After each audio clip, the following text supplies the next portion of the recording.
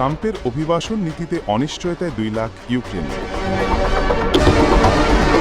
2022 সালের ফেব্রুয়ারিতে ইউক্রেনে রাশিয়ার সামরিক আগ্রাসন শুরু হলে বাড়িঘর হারিয়ে নিঃস্ব হয় বহু মানুষ।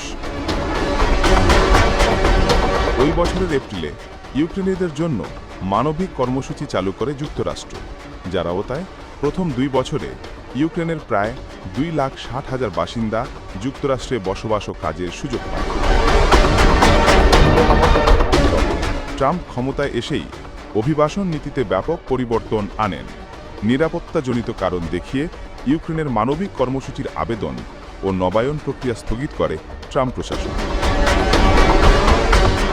গেল ফেব্রুয়ারিতে ইউক্রেন প্রেসিডেন্ট ভলোদিমির জেলেনস্কির সঙ্গে বিতর্কিত ওভাল অফিসের বৈঠকের পর এই কর্মসূচি বাতিলের হুমকিও দিয়েছিলেন ট্রাম্প, তবে শেষ পর্যন্ত বাতিল না করলেও বিষয়টি পুনর্বিবেচনায় রেখে দেন।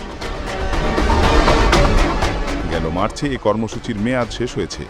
এতে যুক্তরাষ্ট্রে নির্বাসনের ঝুঁকিতে পড়েছেন অন্তত 2 লাখ ইউক্রেনীয়। তারা হারিয়েছেন যুক্তরাষ্ট্রে বৈধভাবে বসবাস এবং কাজের অনুমোদন।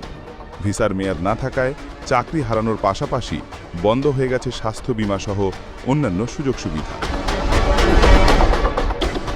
যে কোনো সময় গ্রেফতার হওয়ার আশঙ্কায় আছেন তারা। এখন পর্যন্ত ইউক্রেনীয়দের মাত্র 1900টি নবায়ন আবেদন গ্রহণ করেছেন মার্কিন অভিবাসন কর্মকর্তারা। শুধু তাই নয়, অতিরিক্ত $1000 ফি ধার্য করা হয়েছে। তারপরও পুরো প্রক্রিয়াটি আটকে রেখেছে হোয়াইট হাউস।